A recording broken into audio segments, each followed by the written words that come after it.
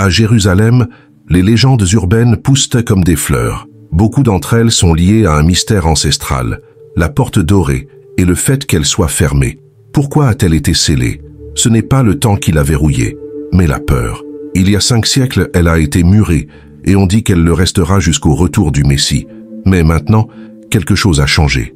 Dans les entrailles des vieux murs de Jérusalem, la porte, dorée jadis muselée par les empires, semble s'être ouverte.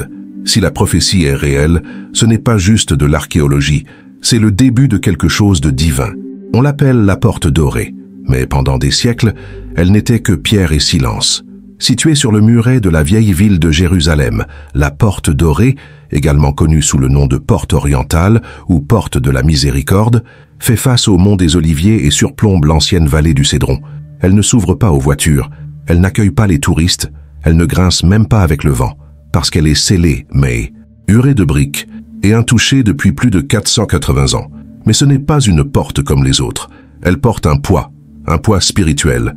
Tant la tradition juive que chrétienne croit que le Messie passera par là.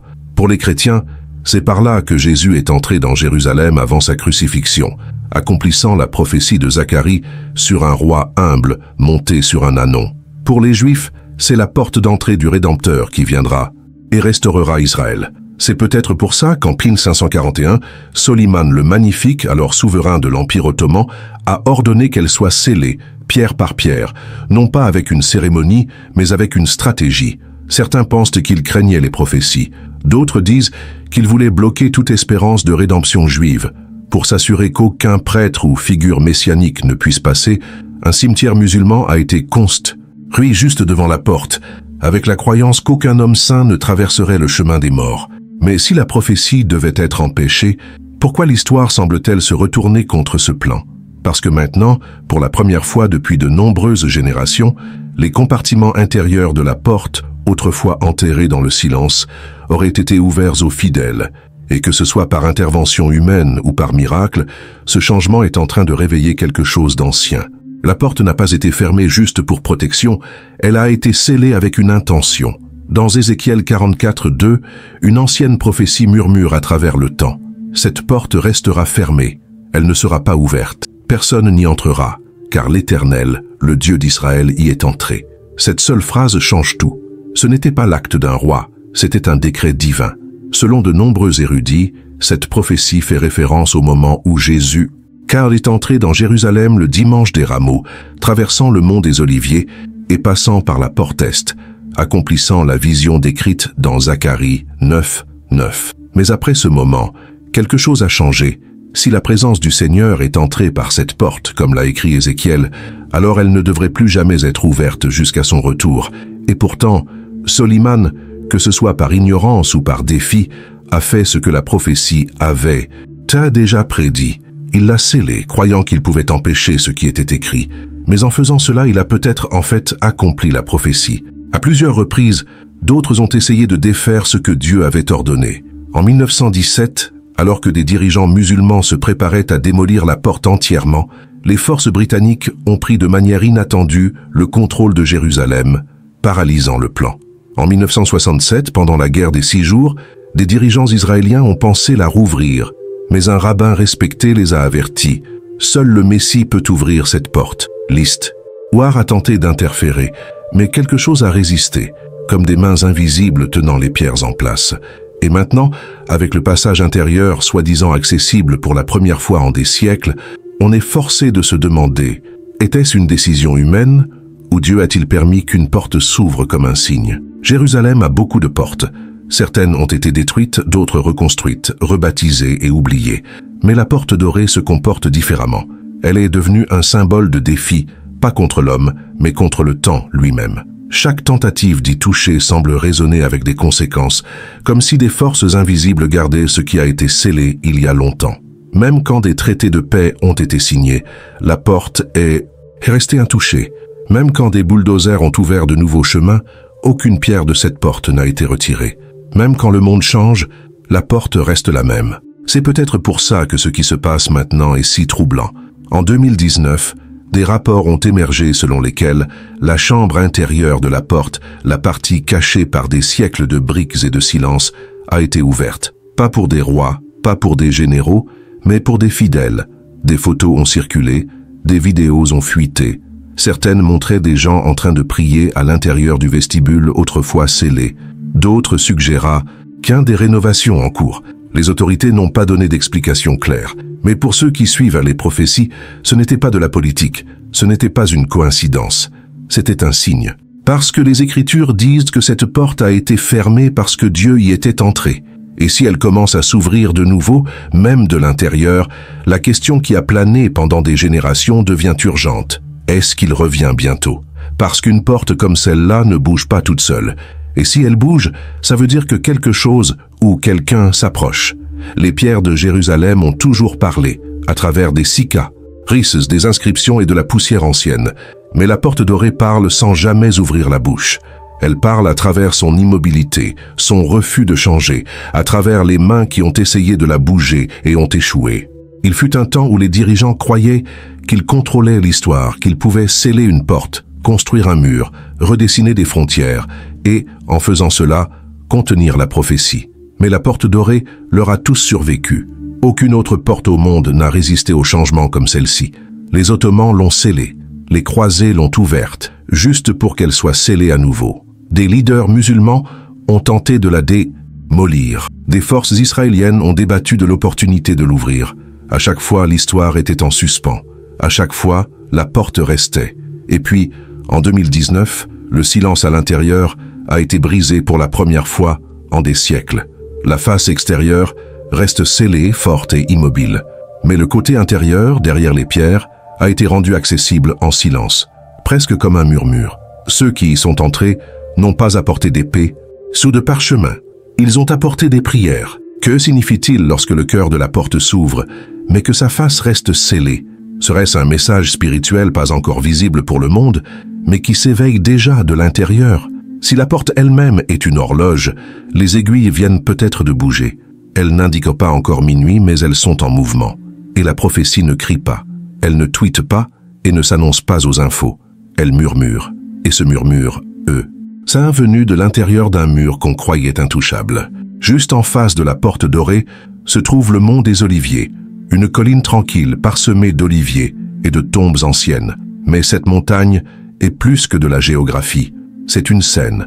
Dans Zacharie 14, il est écrit que lorsque le Seigneur reviendra, ses pieds se poseront sur le mont des Oliviers et il se fendra en deux. Ce n'est pas une métaphore, c'est une prophétie avec un lieu défini.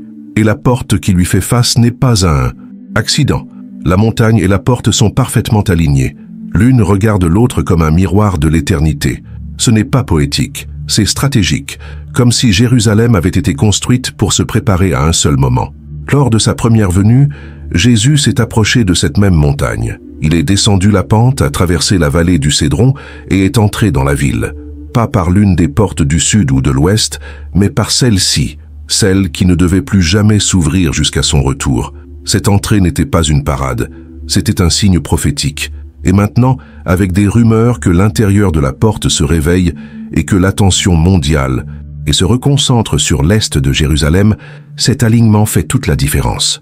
Parce que cette porte ne fait pas face à Rome, elle ne fait pas face à la Mecque, elle ne fait pas face à Washington, elle fait face à l'endroit où ses pieds se poseront. Et si la prophétie est vraie, si la géographie a de l'importance, alors ce n'est pas juste une vieille pierre. C'est une porte qui a été fermée pour une raison et qui se prépare peut-être à s'ouvrir. Faire avec un but. Ce qui se passe ensuite ne concerne pas la politique, mais le temps. Et seule une figure est digne de passer par cette porte. 2 religions, 2 lignes de temps, une seule porte. Pour les Juifs, la porte dorée est l'endroit par où le Messie tant attendu entrera pour restaurer le royaume d'Israël, pour régner en paix et apporter la justice aux nations. Pour les chrétiens, c'est la porte par où Jésus est déjà entré et par où il entrera à nouveau, non pas avec humilité, mais avec gloire. Ce qui est frappant, c'est que les deux s'accordent sur le fait que la porte est liée. Il y a un retour divin. Ce genre d'unité est rare, mais cette porte la porte. Dans la tradition hébraïque, elle est connue sous le nom de Sha'ar HaRachamim, la porte de la miséricorde. Pas de la colère, pas de la guerre, miséricorde. Rien que ça suggère quelque chose au-delà de la politique ou de l'empire. Ça suggère la rédemption. Et tandis que les croyances diffèrent dans la forme, elles s'alignent dans le temps. Les deux traditions s'attendent à ce que la porte s'ouvre à l'approche de la fin des temps et que lorsqu'elle s'ouvrira, tout changera. Cette attente partagée est ce qui rend l'activité récente si spirituellement électrisante. L'idée que le passage intérieur, autrefois scellé, ait été rendu accessible, a créé des vagues dans les deux communautés. Certains disent que c'est juste une rénovation. D'autres pensent que c'est un signe avant-coureur. Si vous croyez que la porte s'ouvrira avec le Messie, alors une porte qui s'ouvre peut signifier qu'il est plus proche que nous le pensons. Et si les Juifs et les chrétiens regardent la même porte, en attendant le même événement, ce n'est pas une coïncidence, c'est une convergence. Parce que vous l'appeliez le Messie Ben David ou le roi des rois, tout le monde est d'accord pour dire que cette porte s'ouvrira quand il viendra. Tout au long de l'histoire, les hommes ont essayé de contrôler ce que Dieu avait déclaré. Ils ont tracé des frontières avec du sang, réécrit des lois avec de la peur et construit des barrières là où la prophétie disait qu'un roi marcherait. Mais chaque fois qu'ils ont touché à la porte dorée, quelque chose s'y est opposé. Au début du XXe siècle, des dirigeants musulmans sous la domination ottomane ont prévu de démolir la porte entièrement. Les ordres ont été signés. La date a été fixée. Mais le jour où ça devait arriver, Jérusalem est tombée aux mains des forces britanniques. Le plan a disparu dans la fumée d'un changement de pouvoir que personne n'attendait. Encore une fois, en 1967, pendant la guerre des 6 jours, les forces israéliennes ont avancé dans la vieille ville. Ils avaient les outils, l'autorité et l'opportunité d'ouvrir la porte, mais ils ne l'ont pas fait. Pourquoi? Un chef religieux respecté les a conseillés. Seul le Messie peut ouvrir cette porte. Et alors, ils ont reculé. Ce n'était pas juste des retards passifs, c'était des moments de retenue, comme si des mains invisibles gardaient la porte fermée, attendant une heure précise. Même la construction du cimetière musulman devant la porte, conçue pour empêcher une figure sacerdotale de la traverser, a pu être une action humaine stratégique. Mais si la prophétie est vraie, elle était aussi vaine. Parce que lorsque le roi reviendra, aucun mur, aucune tombe, aucun empire ne se dressera sur son chemin. Le monde pense qu'il peut mettre la prophétie en pause, la retarder, la rediriger. Mais vous ne pouvez pas fermer ce que Dieu a scellé, et vous ne pouvez pas arrêter ce qu'il a mis en mouvement. Et maintenant, le mouvement a recommencé. La prophétie ne vient pas toujours avec des éclairs. Parfois, elle se meut dans le silence, dans les ombres, dans le mouvement des pierres sous des siècles de poussière. Et c'est ce qui rend le récent changement à la porte dorée si puissant. Ce n'était pas bruyant, ce n'était pas annoncé aux infos mondiales. Il n'y a pas eu de conférence de presse, juste une ouverture silencieuse. La porte reste scellée de l'extérieur, comme elle l'est depuis 154. Mais maintenant, la chambre intérieure, longtemps fermée au public, est devenue accessible, sans bulldozer, sans explosion, juste une porte ouverte de l'intérieur. Est-ce une coïncidence? De la maintenance? Une erreur? Ou est-ce quelque chose de plus? Parce que Jésus n'a pas dit que son retour viendrait avec des horaires clairs ou des avertissements pour la presse. Il a dit qu'il viendrait comme au temps de Noé, quand les gens étaient distraits, insouciants, vivant normalement, jusqu'à ce que la pluie se mette à tomber. Il a dit de veiller, pas de se demander, de rester éveillé, pas de spéculer, parce que quand il reviendra, ce ne sera pas subtil. Tous les yeux le verront. Il viendra avec les N-Bank. Les nations se lamenteront. Mais avant que le roi n'arrive, il y a des signes. Et certains signes viennent dans l'immobilité, comme une porte scellée qui soudain s'agite, pas brisée, mais respirant, pas détruite, mais se réveillant.